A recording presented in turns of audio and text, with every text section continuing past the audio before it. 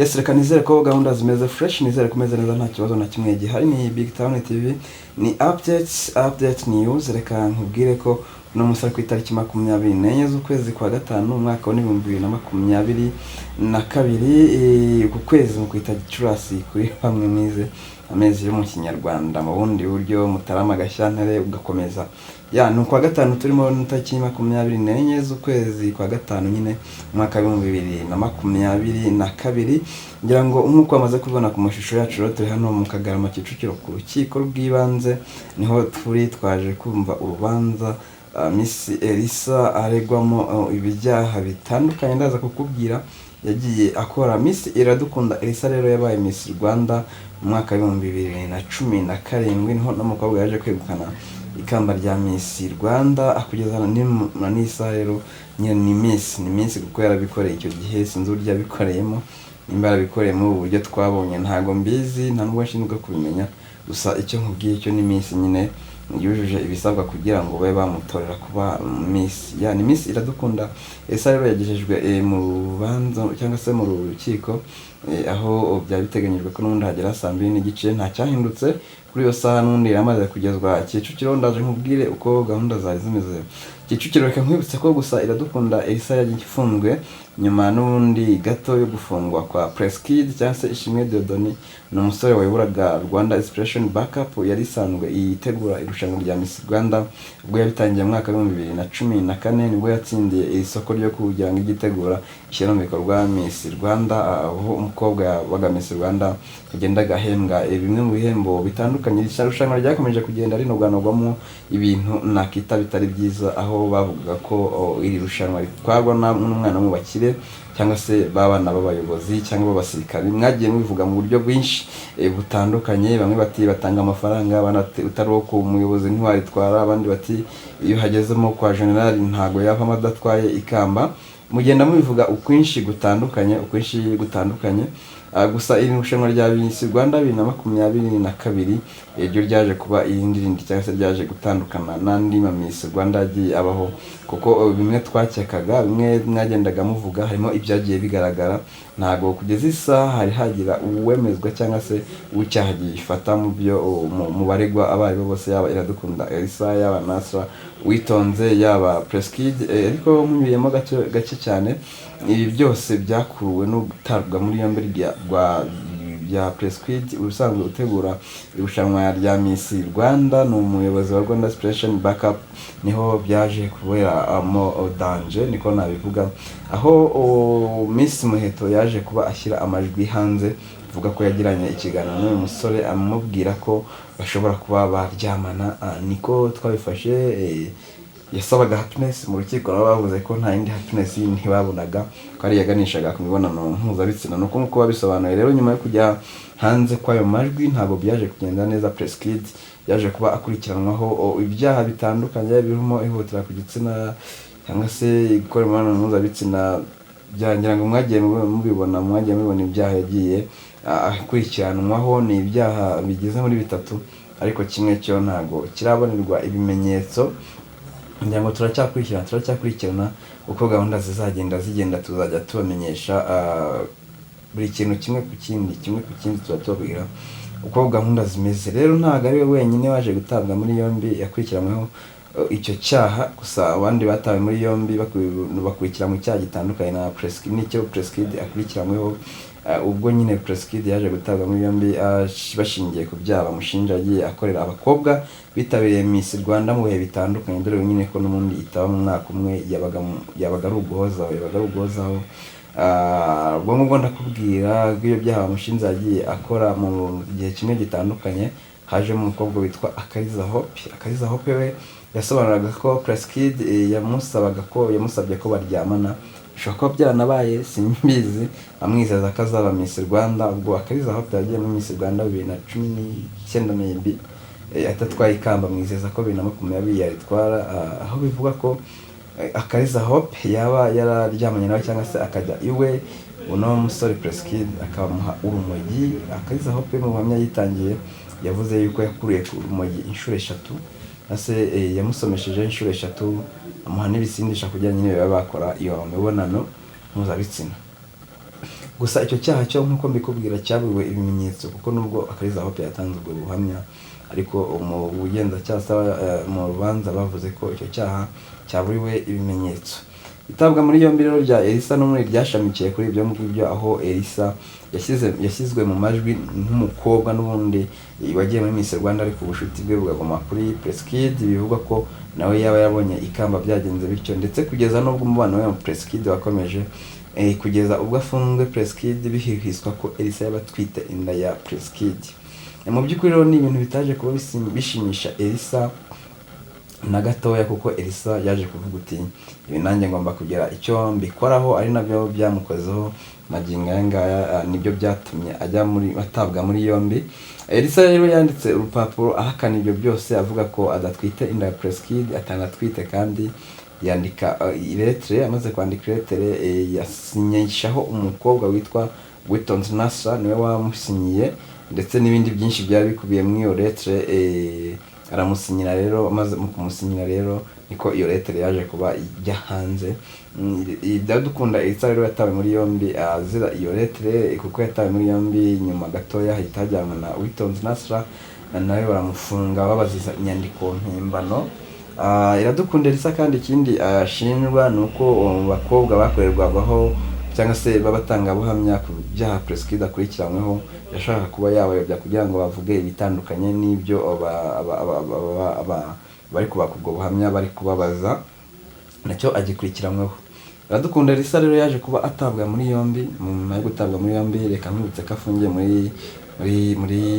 muri kasho, cyangwa se aracyari kuri sitasiyo nk'uko tubizi i Remera kuri RIB. Magingo aya ngaya niho akiri.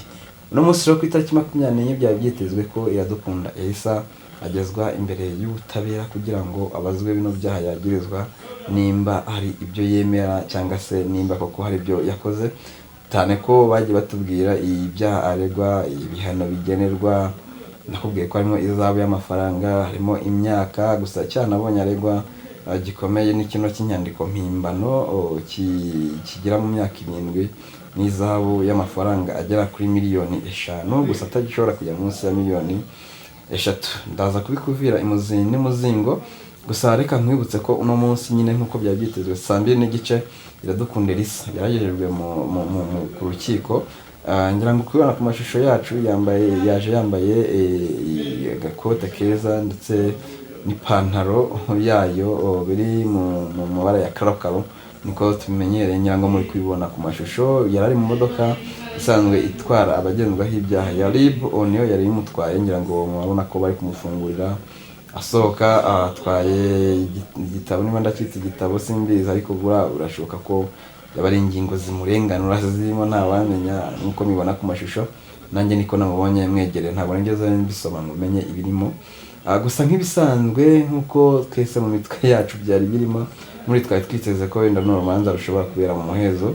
Niko byagenze ariko reka nkwibutse ko bitakozwe n'urukiko, byakozwe n'umwavoka wunganira Iradukunda Elisa, niwe wavuze ko bibaye ngombwa yaje kuba agezwa mu rukiko. Nyine icyo gihe iyo myenda yambaye nk'ubwiye wayibonye, nuko nguko gahunda zari zimeze. Umwavoka we rero yaje kuba asaba ko urubanza rwahera mu muhezo. Ubwashize twari twabitegetswe n'abacamanza batageza bahuriye n'umwavoka wa Press Kid, ariko noneho bitandukaniye nuko umwavoka wa Iradukunda Elisa niwe wategetse ko, cyangwa se niwe wasabye ko urubanza rwahera mu muhezo. Ntago noneho hari urukiko rwabitutegetse cyangwa se abagenzacyaha babitegetse cyangwa se abacamanza. Nuko gahunda zaje kugenda. Magingo aya rero ntago turamenya ibyavugiwe aho ngaho, uko urubanza rwabaye umuhezo ntituramenya imyanzuro yabayemo. Abantu bamwe batese Elisa araza kubirenga, abandi bati twabonyemo icyaha gikomeye, cyane cyane kiriya cy'inyandiko mpimbano. Ariko reka mwibutse, nimba kino cyaha umuntu ashobora kukishyurira ntafungwe, ntabwo ndabimenya neza, ariko birashoboka.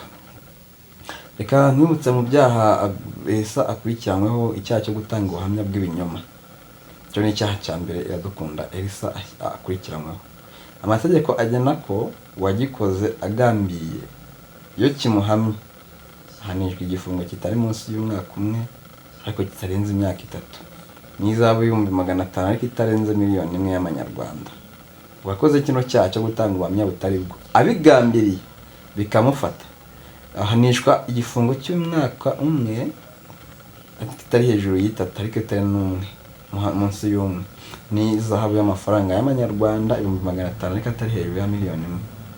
Ikindi cyaha Iradukunda Elisa akurikiranyweho, ariko ubu ngubu nimvuga Iradukunda Elisa bajya mumva n'uriya mukobwa bari kumwe Uwitonze Nasra n'ubundi bakurikiranyweho icyo cyaha. Gusa iki cyo gutanga ubuhamya butari bwo wenda Uwitonze Nasra ashobora kuba atafite ahuriye nacyo, ariko ikinyandiko mpimbano ho baragihuje. Ikindi cyaha bakurikiranyweho ni ugukoresha bitabajwe mu nzego z'ubutabera. Iki cyaha bakurikiranywe no gukoresha bitabajwe mu nzego z'ubutabera, ubwo niba abatangabuhamya bashakaga kubwira ko bagomba kuvuga ibitandukanye n'ibyo ubutabera bwo kubabaza. Iki cyaha rero iyo gihamijwe umuntu hanishwa igifungo kitari munsi y'umwaka umwe ariko kitari hejuru y'imyaka 2, n'izahabu y'amafaranga 500 ariko atari hejuru ya miliyoni imwe y'amanyarwanda. Ni icyo ngicyo gihana icyo cyaha kindi cya kabiri bakurikiranyweho. Hanyuma icyaha cya gatatu ari nacyo cya nyuma kandi kikaba narurangiza mw'ingingo no guhimba cyangwa guhindura inyandiko cyangwa gukoresha inyandiko mpimbano. Nicyo cyaha navuga basa nk'abakurikiranyweho kiremereye cyane, niko ndi bubyite. Iki cyaha cyaremereye kuko ni ikigihana gitandukanye n'ibya mbere, n'amande yacyo atandukanye n'aya mbere. Kiramutse kibahamye bahanishwa igifungo kitari munsi y'imyaka 7, kitari munsi y'imyaka 3 ariko kitarengeje imyaka 7, n'izahabu y'amafaranga atari munsi ya miliyoni 3 ariko nanone atari hejuru ya miliyoni 5. Iki cyaha rero nicyo navuga gikomeye mu byo baregwa.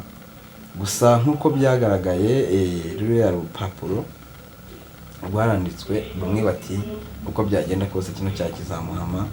Niba urupapuro rwaragiye hanze rwanditswe nawe, bikaba ari ibintu byagaragaye ko rwanditswe nawe, ko byagenda kose inyandiko mpimbano yo ngo yaba ifite aho ihuriye nawe.